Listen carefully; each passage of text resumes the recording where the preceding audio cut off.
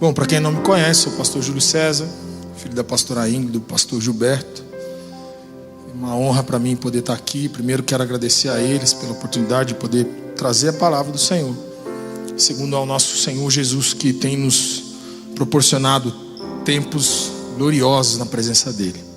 Amém? Atos capítulo 15. Você que está com a tua Bíblia, abra aí, em nome do Senhor, no livro de Atos, no seu capítulo 15.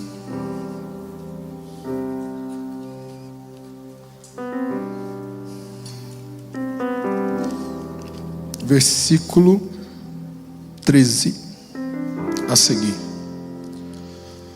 Diz assim a palavra do Senhor: quando terminaram de falar, Tiago tomou a palavra e disse: irmãos, ouçam-me. Simão nos expõe como Deus no princípio voltou-se para os gentios a fim de reunir dentre nações um povo para o seu nome.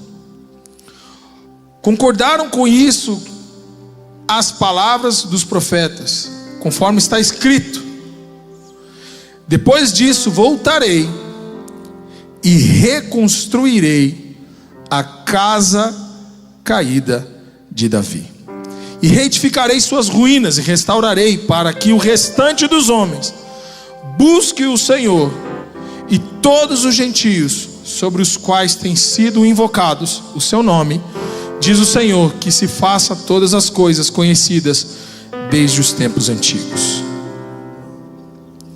Amós capítulo 9, versículo 11 vai nos dizer assim: eis, portanto, naquele dia levantarei a tenda caída de Davi, e construirei o que estiver edificado, e restaurarei suas ruínas. Então Tiago aqui está citando uma passagem do profeta Amós. E é muito interessante quando nós ouvimos estas palavras, porque Tiago, eles estão ali num concílio, conversando sobre algo, sobre a igreja, sobre qual é o rumo que a igreja vai se tornar, vai se levantar, e Tiago pede a palavra, e ele então cita esse versículo. E ele, quando ele fala da casa, da tenda de Davi, ele não está falando da casa, do palácio que Davi morava. Ele está falando do tabernáculo que Davi construiu. Diga comigo a palavra tabernáculo. O que é um tabernáculo? O que é um tabernáculo?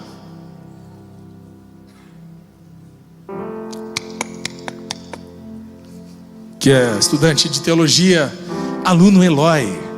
O que é um tabernáculo?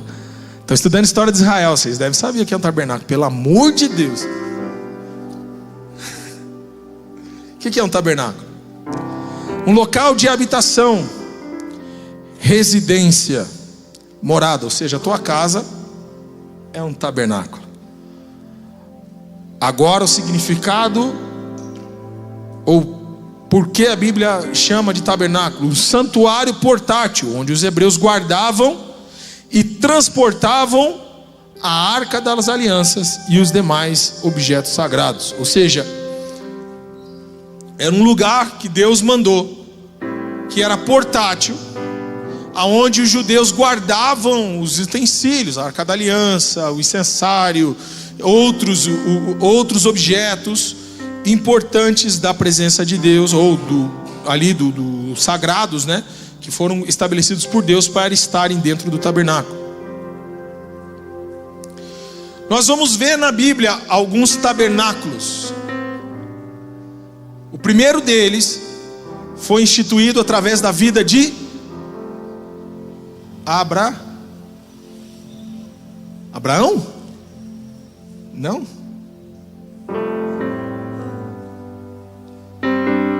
Meu Deus.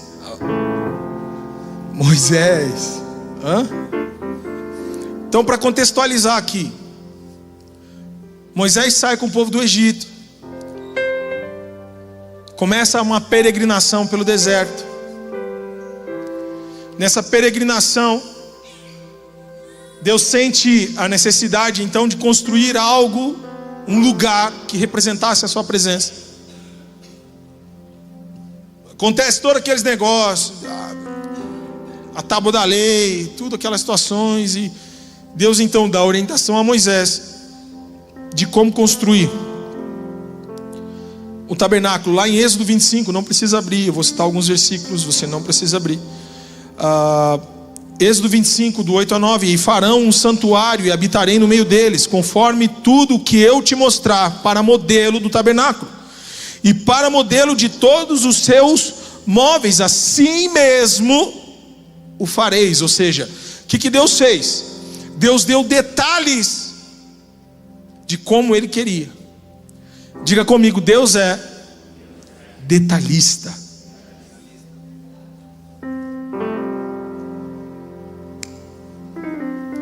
Deus é detalhista. Deus nunca vai te dar uma orientação vaga, a não ser que essa orientação seja de movimento. Mas quando Ele te mandar fazer algo, vai ser com detalhes e riqueza de detalhes.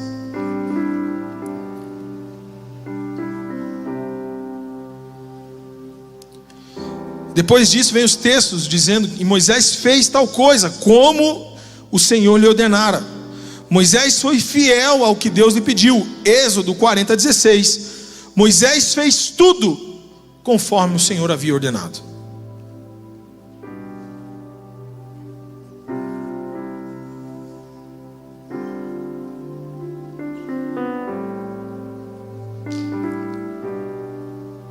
Quando Deus nos dá uma ordem, quando Deus nos dá uma orientação, Ele espera que nós concluamos.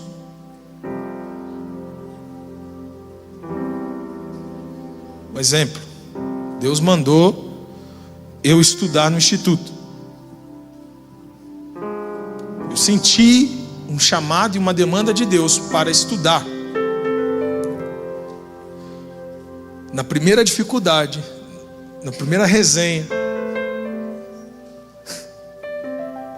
no primeiro trabalho à mão, no primeiro conversa em grupo, isso não é para mim. É isso. Eu vou desistir.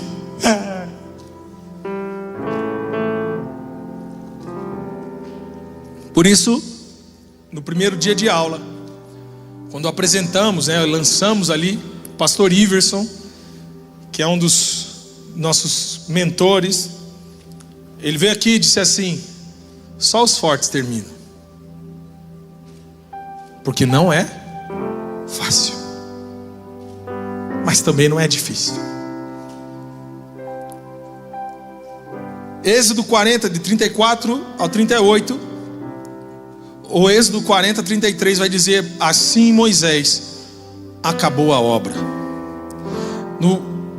A partir do versículo 34 ao 38, vai relatar o que aconteceu quando Moisés terminou de pregar o último prego, quando ele terminou de pintar a última estaca, quando ele terminou de pendurar a última cortina, quando ele terminou de posicionar o último utensílio. A Bíblia vai dizer que quando Moisés conclui, quando ele termina, a nuvem da glória de Deus desce sobre o tabernáculo. Deus não desce sobre obra inacabada.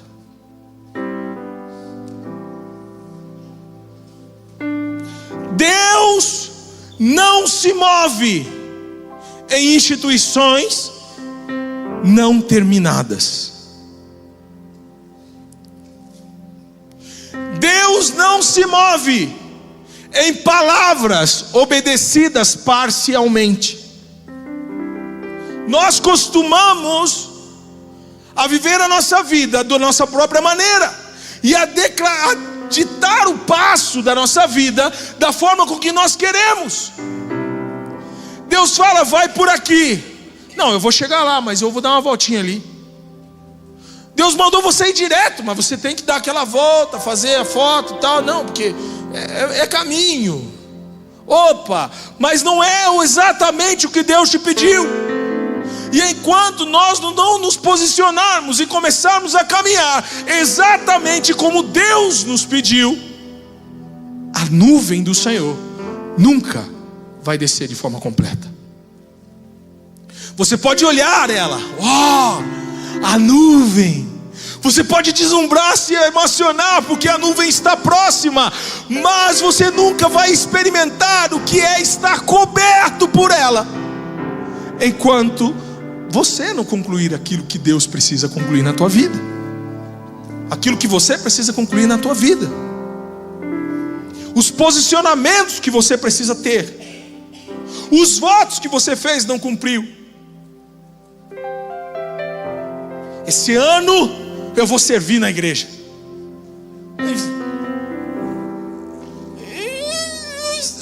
Aqui o pastor, eu falei, mas é que eu não sabia que ia me dar uma hernia de disco aqui, pastor. Ai, meu Deus do céu, que está tão difícil mesmo. Eu não posso ficar de pé não, pastor. Eu não consigo ficar de pé não, porque dá dor nas costas, que isso. Oh, meu Deus do céu. Não vou conseguir servir esse ano não. Vou ter que dar um tempo no ministério, sabe? Enquanto você dá um tempo no ministério, naquilo que Deus te pediu, naquilo que você prometeu a Deus, Deus também dá um tempo da nuvem.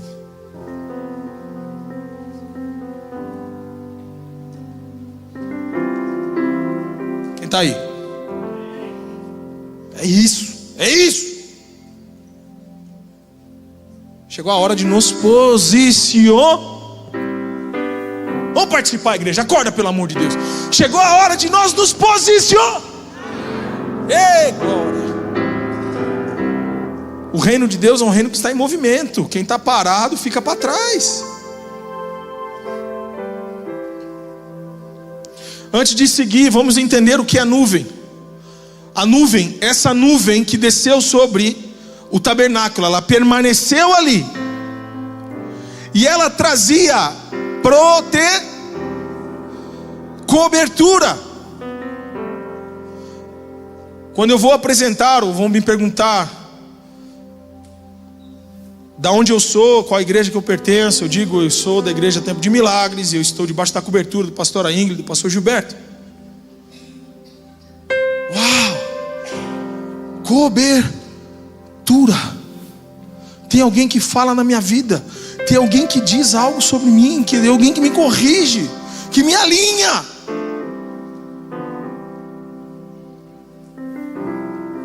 Tem vezes que nós estamos andando e a nossa cobertura está andando de forma mais lenta, porque não tem só nós caminhando. Daí você fala assim, não, mas está muito devagar isso. E eu consigo um pouco mais rápido. E o Nier sai caminhando no sol.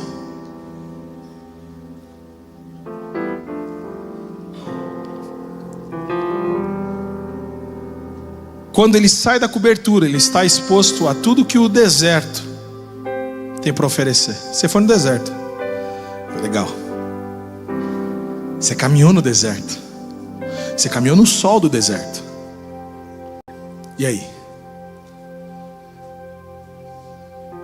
Sem nuvem no céu, quente.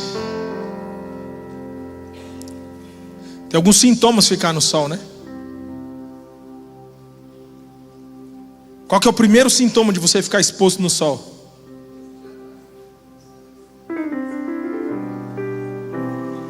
Queima. Arde. Aí o Alexandre vai dizer assim, eu sou madeira, mas garanto que fica ardendo. Vermelho não fica, mas fica ardendo, pai. Fica ou não fica, papai? Bastante. O que acontece? Quando nós nos expomos ao sol, arde. Aí nós viramos crente, não me toque. Não fala, não pode falar nada. Aí eu fico bravo com tudo. O irmão não me cumprimentou ali. O pastor não me dá moral. Estou tentando marcar uma data com a pastora, faz uma cara, não atende eu. Tudo é motivo para doer, para dor, para choro, para arder, porque eu me torno sensível às coisas. Eu estou ardendo, não pode encostar, não pode falar nada, tem que ficar pisando em ovo com o irmão. Outro sintoma: insolar. Qual que é o primeiro sintoma da insolação? Dor de cabeça. Um montão de problema começa. Um monte de dor de cabeça. Você não sabe nem para onde começar. Caminhar em independência gera dor de cabeça. Quem está entendendo, diga amém. E tem um monte de coisa que nós podíamos ficar na mensagem só aqui, mas eu quero me ater aqui ao tabernáculo. Como que era o tabernáculo de Moisés? Então vamos lá, vamos tentar exemplificar o tabernáculo de Moisés pelo templo da nossa igreja. Então vamos pensar. O tabernáculo, ele tinha um pátio, tinha o átrio e tinha o Santo dos Santos. Existiam níveis de pessoas que podiam estar no pátio, níveis de pessoas que tinham que ficar para fora, níveis de pessoas que nem perto do templo podiam chegar, níveis de pessoas que entravam no átrio e níveis de pessoas que subiam no Santo dos Santos. Vamos começar aqui, vamos tentar exemplificar pela nossa eclésia aqui para você entender. Então nós tínhamos o pátio, tinha alguns utensílios lá no pátio. O que ficava no pátio? A bacia de purificação. Ou seja, quando você entrava, cara, você andava de sandália, não tinha tênis, não tinha botina, não tinha galocha. Você andava de sandália ou descalço, meu amigo. Você tinha que chegar e lavar o pé, se purificar, deixar a impureza de fora para fora, se limpar, se purificar. Aí então você entrava. Outra coisa que tinha para o lado de fora do templo, do tabernáculo, o que era? O altar de aonde as pessoas faziam sacrifícios para a expiação dos seus pecados. Não era para o perdão dos seus pecados, era para a expiação deles. Tá? Ponto. As pessoas faziam isso. Quem podia entrar no átrio, no pátio? Todos, menos os leprosos e as mulheres, quando estiverem nos dias das suas regras. Porque para o judeu o sangue é impuro. Certo? Quem está entendendo? Aí nós vamos ir para o átrio. O átrio é o lugar onde você hoje está sentado. Representa hoje onde você está sentado, o que a gente vai conhecer e chegar na Bíblia pelo santo lugar. Quais eram os utensílios que estavam no santo lugar? A mesa dos pães, o candelabro e o altar de incenso, o incensário. Quem podia entrar nesse lugar? Os únicos que podiam entrar nesse lugar eram os sacerdotes. Sacerdotes do templo, não sacerdotes da casa. Não, sacerdotes do templo. Por exemplo, hoje representado aqui pela vida do pastor Keidson, representado pela vida da pastora Rafael, da pastora Genilda, pela minha vida. Então, só nós, nesse caso, podíamos entrar nesse lugar. Mas nesse lugar aqui, o que ficava aqui no Santo dos Santos? A Arca da Aliança. O que a Arca da Aliança representava para o povo judeu? O quê? A presença de Deus. Se você não sabia, repete bem forte: é a presença de Deus. Então aqui estava representada a personificação da presença de Deus. Era separado por uma grossa cortina,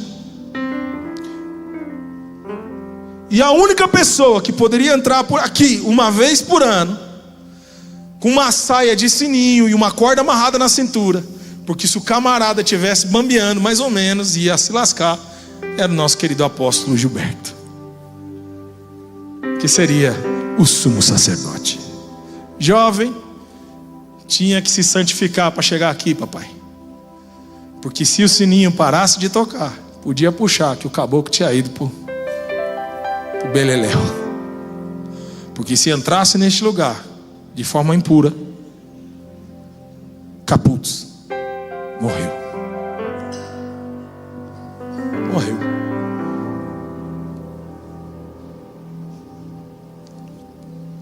Ou seja, nesse caso, para tocar a presença de Deus, era preciso intermediários. Nós não tínhamos acesso à presença. As pessoas não tinham um acesso livre ao tocar, ao estabelecer, ao ter experiências com a presença de Deus.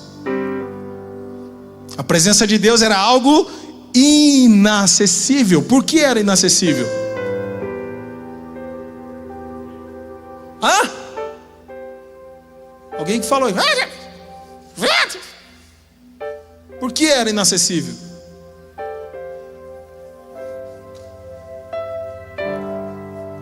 Romanos vai dizer: todos pecaram e destituídos da onde? Da presença.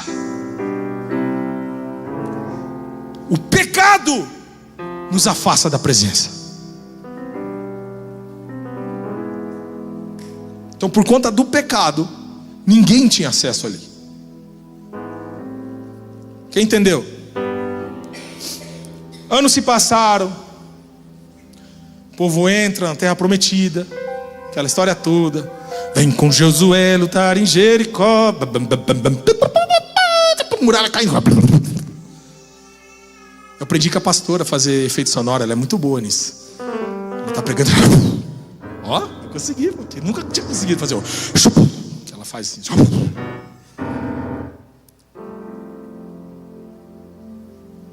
Aí vai tempo dos juízes. De repente o povo começa: precisa de um rei. A gente precisa de um rei. Todo mundo tem rei. Oh Deus, o vizinho tem rei, nós não temos. Deus nunca quis que o povo de Israel tivesse rei. Deus sempre quis governar o povo dele. Mas o vizinho tinha, né? Porque o outro tem, o fulano tem, o ciclano tem. Então nós temos que ter também. Tá bom, então vamos dar um rei para vocês. Aí tinha que ser um rei padrão, né? Padrão em metro. Aí pegou logo um cara parecido com...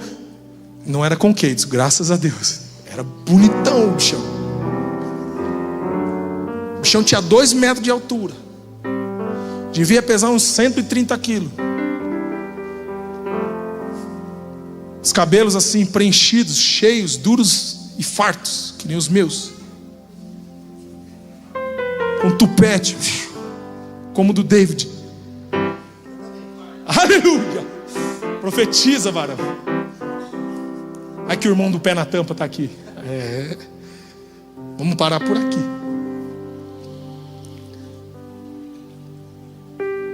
Aí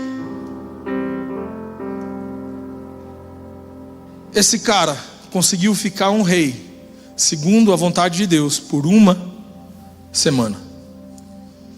Aí ele vai lá, bota o pé pela mão, a gente não vem ao caso.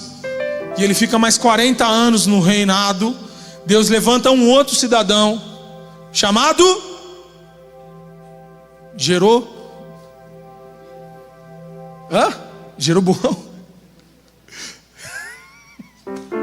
Não responde todas. Muito bom. Davi. 40 anos depois, lá em Ziclac, alguém leva a coroa para Davi. Então Davi vai a Jerusalém e é coroado rei dos judeus. Aí ele descobre que a Arca da Aliança... Descobre não, na verdade ele já sabia que a Arca da Aliança já tinha sido roubada, que eles tinham perdido a Arca da Aliança. Porque quando Saul ele fica sem a bênção de Deus. Ele fala assim: não, meu Deus tem que vir, então vamos sair com a arca. Perde a arca, vira uma nhaca.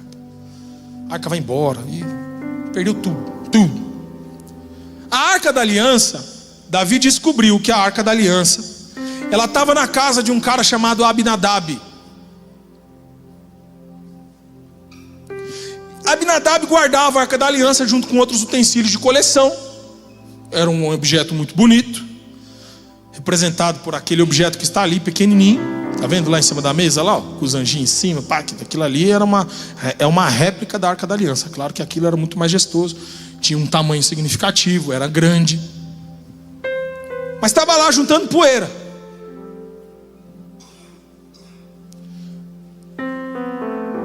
Para Abinadab, aquilo era um objeto de decoração.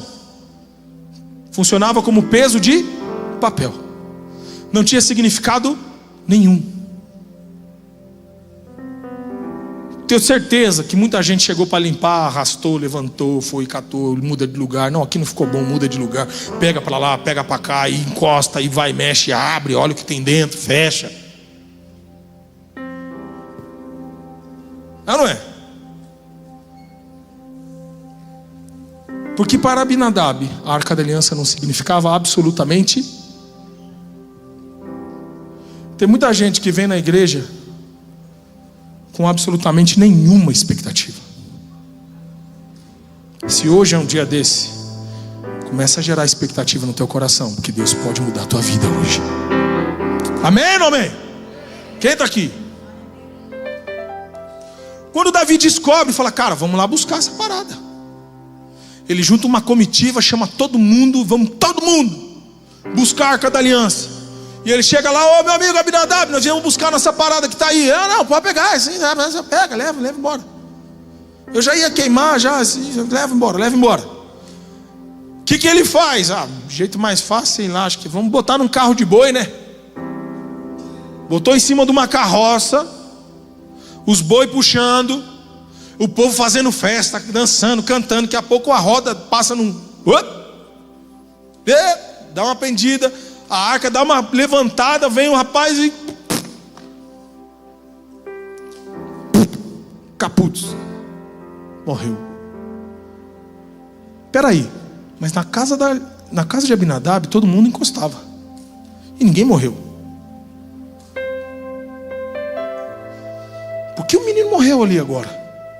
Porque a partir do momento que ela voltou para o lugar certo, ela voltou a ter o significado que tinha antes.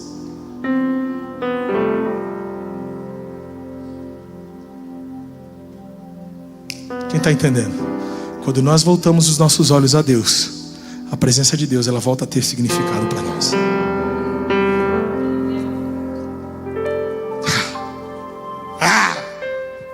Se você entendeu o que nós estamos ensinando essa noite, meu Deus. A arca da aliança, então Davi pega e fala assim: meu Jesus, né? Não tinha Jesus, mas nós estamos se interpretando. Vamos fazer o quê? Tem um cara aqui perto aqui, que mora aqui, um cara gente boa, Obed-Edom.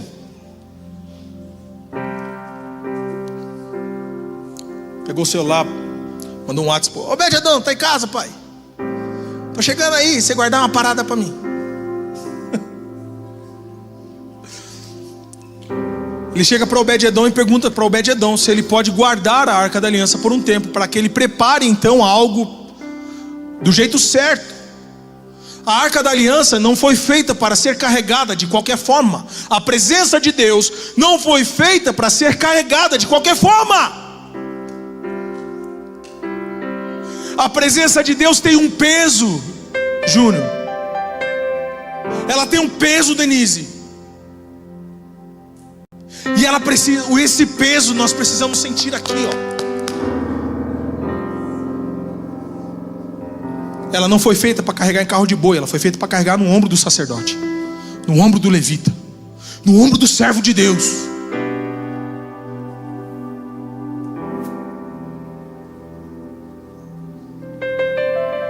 Ela tem um peso. É engraçado que ninguém consegue carregar sozinho. Precisa de 4, porque Porque o segredo de uma vida vitoriosa não está numa vida solo em Deus, está na vida em inglês tem uma palavra que eu gosto muito, chama communion, comunhão. Só aqui, como uns passos iguais, alinhados, alinhamento de pensamento, alinhamento de propósito, alinhamento de destino, é que nós chegamos. Imaginou se 4 pessoas, um quisesse caminhar para um lado, o outro para o outro, ia virar o quê? Rapaz, ele ia perder, porque eu sou mais forte e mais bonito. Há controvérsia, né, kids? Há controvérsia. Quem é que é mais bonito, minha gata? Fala, minha paixão. Eu, viu? Quem é que é mais bonito, meu amor? Ei. Deixa eu parar que eu vou derrubar alguma coisa aqui. Ai. Não, isso acontece. Já dou um chute em alguma coisa, já derrubo, já faço algum fora.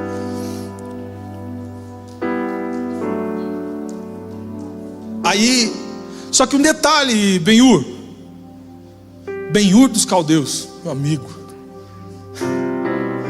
Lá na casa de Abinadab, ela não tinha significado nenhum. Mas na casa de Obed-Edom, ela mudou o destino daquela família. Ela ficou 3 meses lá. Mas enquanto a presença de Deus estava naquele lugar, a casa de Obed-Edom foi transformada. Opa! Há um segredo para a tua casa ser transformada, então. Tem algo que você pode levar para lá que pode mudar tudo. Quem está entendendo aí? Aí Davi volta. Aí com os levitas, as trombetas, o povo de Deus, e ele pega os levitas, colocam a arca da aliança nos ombros e saem.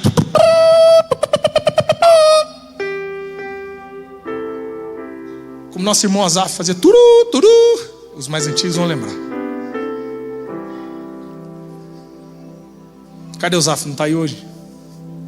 Senão eu ia pedir para ele imitar, porque a forma com que ele imita a trombeta é algo sobrenatural.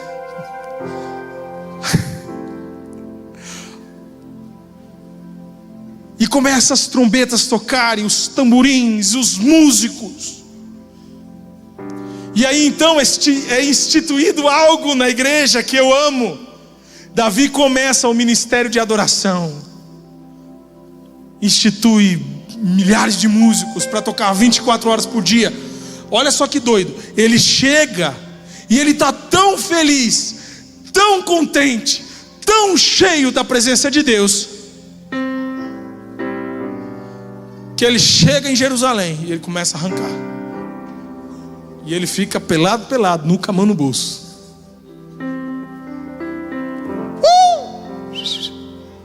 A mulher dele fica doida. Como diz o Cláudio Duarte, a mulher dele fica doida. Essa que ele fala, doida. Davi, o que você está fazendo, meu filho? O que você está fazendo, cara? Você está pelado. Ele responde a ela, ninguém pode dizer como eu vou responder à presença de Deus. Eu adoro a Deus como eu senti que devo adorar. Não. Talvez você não tenha entendido, mas Davi entendeu um segredo aqui, que muitos de nós 2000 e tantos anos depois ainda não entendemos. Que adorar a Deus é algo extravagante.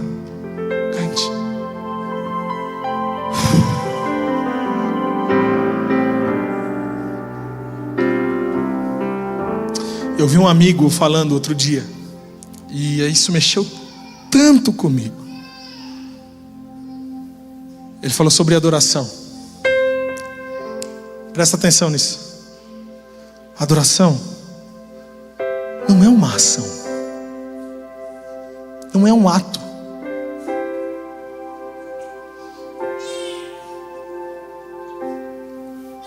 Não é algo, Júnior, que nós fazemos. É uma resposta a algo que Deus já fez antes da fundação do mundo.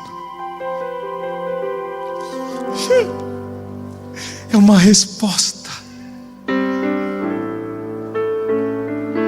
Como nós temos respondido a Deus? Como nós temos respondido à sua presença? Estou com uma preguiça hoje. Acho que eu não vou no culto. Se você soubesse o que é o culto, você nunca mais faltaria. Aí Davi traz a Arca da Aliança. E ele começa a pensar, não, a presença de Deus ela não pode ficar escondida atrás de uma grossa cortina. Ele manda construir uma tenda muito grande. Bota a Arca da Aliança no centro. Tira as paredes da tenda. Era um lugar acessível. Bota um time de adoração para tocar. Sobe, time. Vai, time. Vamos, Deus, pelo amor de Deus.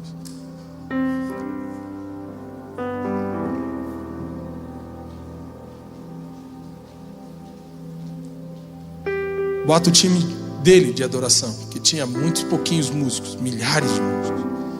24 horas por dia em adoração e intercessão, harpas e taças.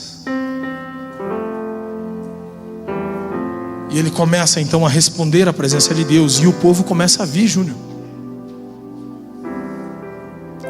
As pessoas começam a ter então experiências, porque a presença de Deus deixou de ser algo inacessível, Keidson. A presença de Deus agora estava disponível a quem quisesse. Que sobrenatural, né? Tem um lugar onde a presença de Deus está completamente disponível. Quem gostaria de estar num lugar desse? Eu não.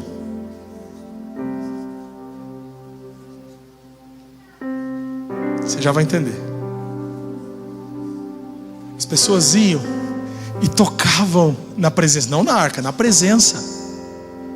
A Bíblia vai dizer que eles ficavam como bêbados, falando coisas que ninguém entendia. Eles tinham experiências espirituais. A diferença para o que nós vivemos como experiência hoje é que o Espírito Santo naquele povo, naquelas pessoas, ele não podia permanecer, porque ainda imperava o pecado, mas ele se manifestava. E muitas pessoas tiveram sim experiências espirituais antes do tempo. Davi entendeu que a presença de Deus é algo acessível antes dela se tornar acessível. Ele foi fora do seu tempo e buscou algo adiante do seu tempo. Em vários sentidos. Davi é o cara. Eu sou muito fã de Davi.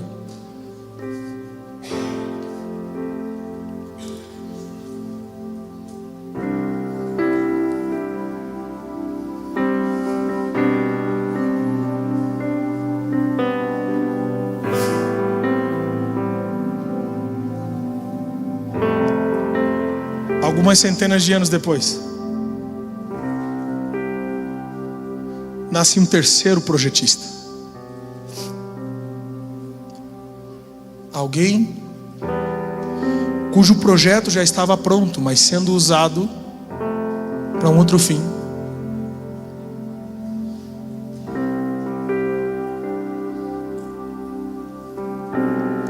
O projeto desse terceiro tabernáculo já estava pronto, mas estava sendo usado para um outro fim.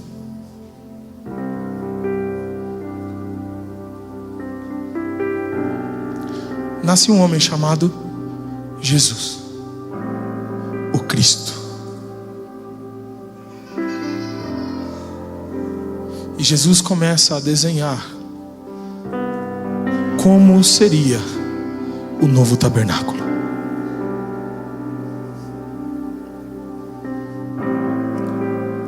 Agora um tabernáculo já não teria mais cobertura de tecido,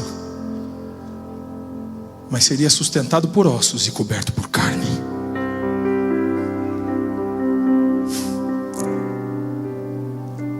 Agora esse novo tabernáculo, pastor Ademar, ele já não seria um lugar, e sim alguém.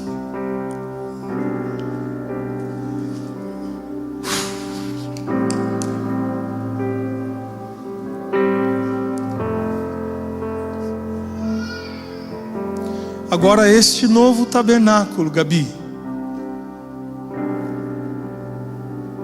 ele já não seria algo específico, mas ele seria algo habitual. Não seria um local, e sim alguém. Não seria mais um endereço, e sim um CPF.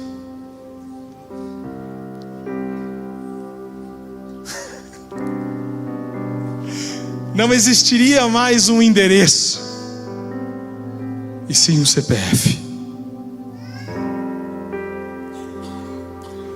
Jesus desenhou no teu coração o terceiro e último tabernáculo.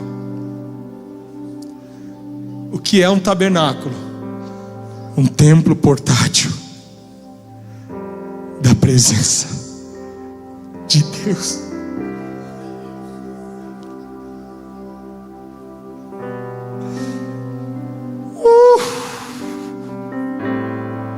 Algo móvel, Pierre. Não mais isolado por um endereço.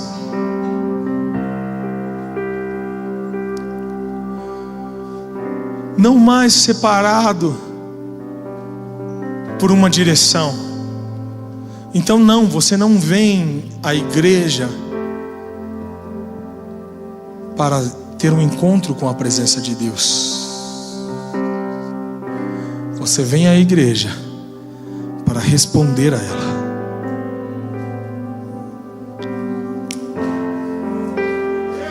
Você está entendendo, Luiz? Vocês estão me olhando com a cara tão assim, gente, pelo amor de Deus. Está entendendo, Jorginho? A gente não vem mais na igreja para buscar algo, a gente vem para dar uma resposta por aquilo que já foi feito na cruz do Calvário. E a presença de Deus, ela se incendeia dentro de nós. Vande, ela se incendeia quando nós começamos a responder juntos, a dar respostas juntos. A chama, ela começa a pegar, e ela começa a crescer, e ela começa a ficar tão forte, que quando você caminha na rua, as pessoas na rua começam a sentir, meio, o que você tem, mano? Como é diferente caminhar contigo, como é diferente. Obrigado.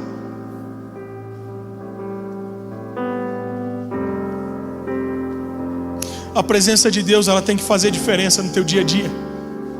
Ela tem que tocar pessoas. Ela tem que transformar pessoas.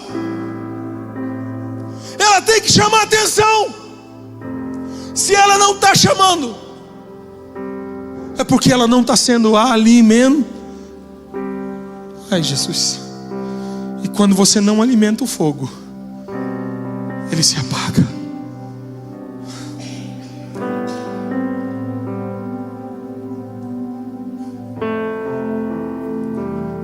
Tem uma canção que a gente canta: vem nos visitar hoje aqui. Como eu disse, eu não quero só uma visita. Tão bom receber visita. É duas alegrias quando tu recebe uma visita. Quando ela chega e quando ela vai embora. Oh, Jesus, que delícia. E você?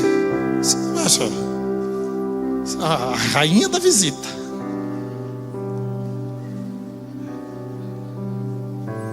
É uma gentileza de visita, meu Deus do céu. Amor de pessoa.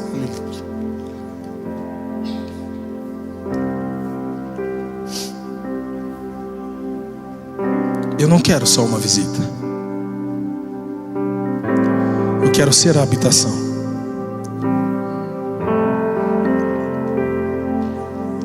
Eu quero ser o tabernáculo. Eu quero que aquilo que aconteceu através da Arca da Aliança na casa de Obed-Edom aconteça através da minha vida na casa de muitas pessoas.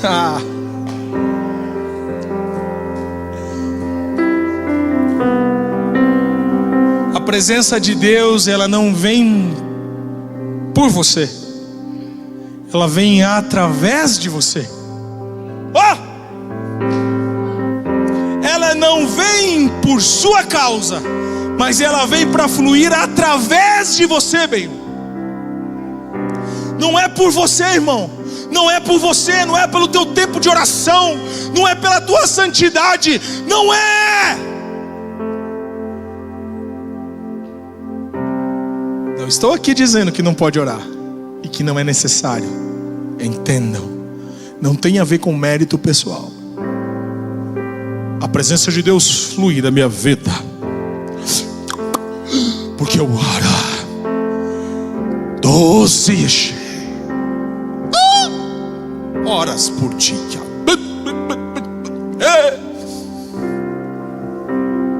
Você pode orar 27 horas por dia. Se você não responder de forma adequada à presença de Deus, o fogo se apaga. Não tem a ver o quanto você ora, tem a ver como você responde.